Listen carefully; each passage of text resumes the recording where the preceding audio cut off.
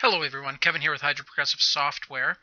So in our experience, two of the biggest time and revenue wasters that a company can face are forgetting to charge for services they should be charging for and sending out incorrect pricing. Both of those can be incredibly hard to recoup after the jobs are over. And so with Hydra Dispatch, we've tried to minimize the ability to have that happen through the use of what we call templates. And we have two different types of templates in our system. We have service templates and we have pricing templates. And we're going to look at both of those in this video today. So the first one we're going to look at is service templates. And service templates are basically just a blueprint that tells the system what services belong to which job types. So to see those, you go under your setup to your service template setup window.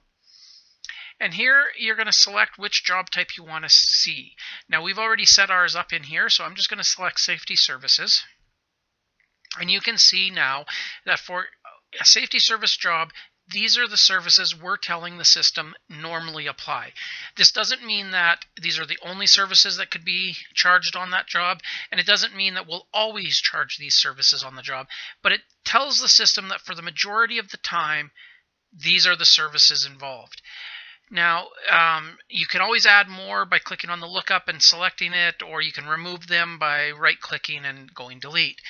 To use them in the system is really simple. You go into your job entry, and as soon as I select job type from the drop down, so if I select safety services, it automatically pulls those services into the window and populates that for you. Now, this does two things. One, your dispatcher isn't going to forget about one of these charges because they automatically load on the screen. It's going to remind them. And two, it enables them to ask questions. So if we normally charge for a quad head monitor and the client didn't ask for any, it's a good reminder to maybe ask the client, hey, do you want any quad head monitors, so that you can upsell that a little bit.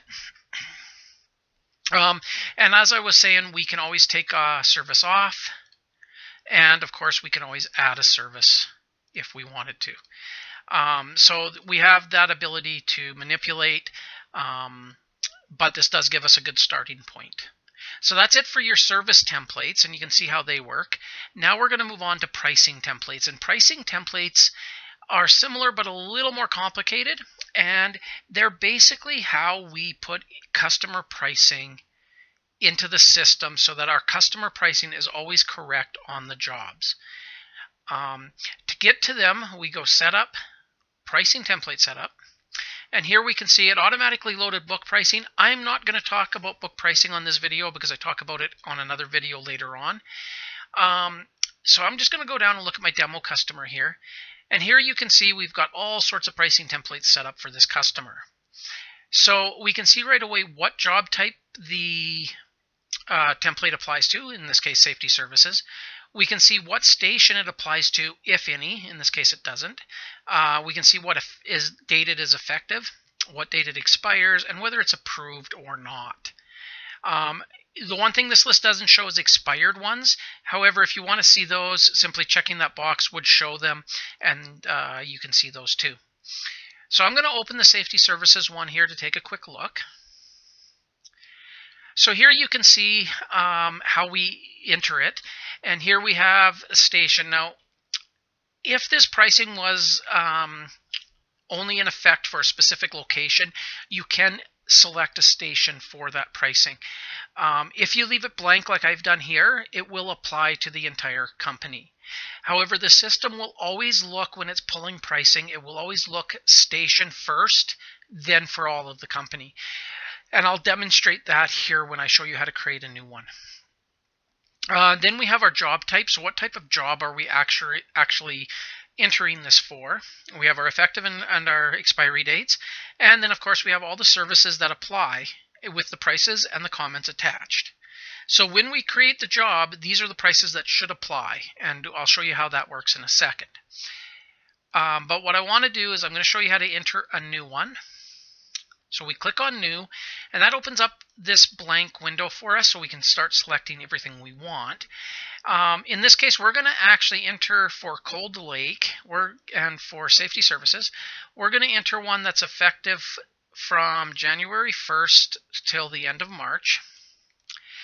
And in this case, to demonstrate this, I'm actually just going to select air trailer and give it a price of $200 per day. And that's all I'm going to put on. Now, normally with a safety services job, there's a whole list of services you would charge. But for the demo to show you how this works, I wanted to make it simple and have it one line so that you could know that we're pulling that. Now, you'll see that it's not approved yet. I can check that box off. One of the things we can do is under your user security settings, you can choose who has authority to approve these templates. So you can set it up so you have one group of people that actually enters the pricing and a second group that comes along and actually approves the templates. For example, maybe your salesmen are allowed to enter the templates, but your sales manager is the only one allowed to approve that pricing, just to confirm that that pricing is valid. I'm going to go ahead and approve it and hit save.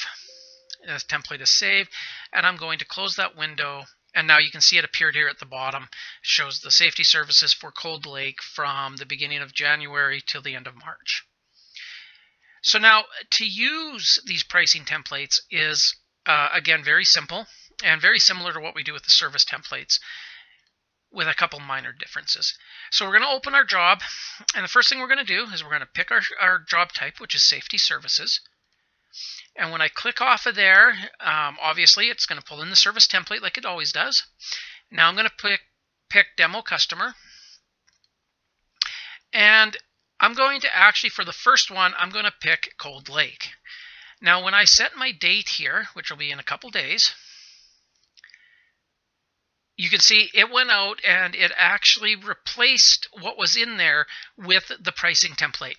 And the reason it does that is because that is the book or the pricing that's being entered for that customer and that station. Now, again, we can add, we can delete, we can do whatever we need to.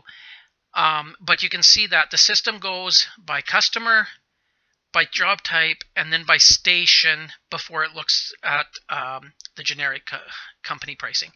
So we're going to try to do another one here, and this time we're going to go into our job entry, and we're going to choose the job type of safety services, and once again we'll choose our demo customer, but this time we're actually going to choose Fort McKay. Now we know we don't have a pricing template for Fort McKay with safety services set up for this customer, but we do have a generic safety services set up for the entire customer.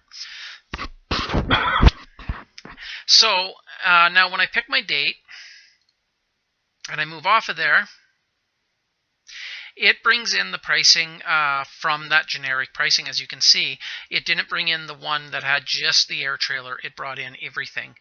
So now we know that we got the right price for Fort McKay, demo customer, and safety services.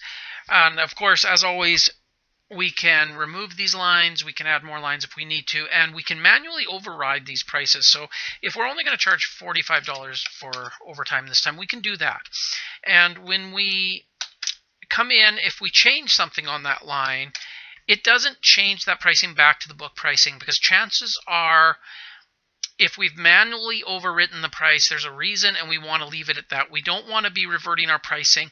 If we have told the customer we're going to give them a deal, like for example, we're not going to be charging for the quad head monitors, the last thing we want is when we change the quantity, it overrides it and puts it back to the price that's on the agreement when we've told them we're going to give them a deal on this one, and then the customer gets upset. So it's something to keep in mind. It's the way the system's designed, and it does work well.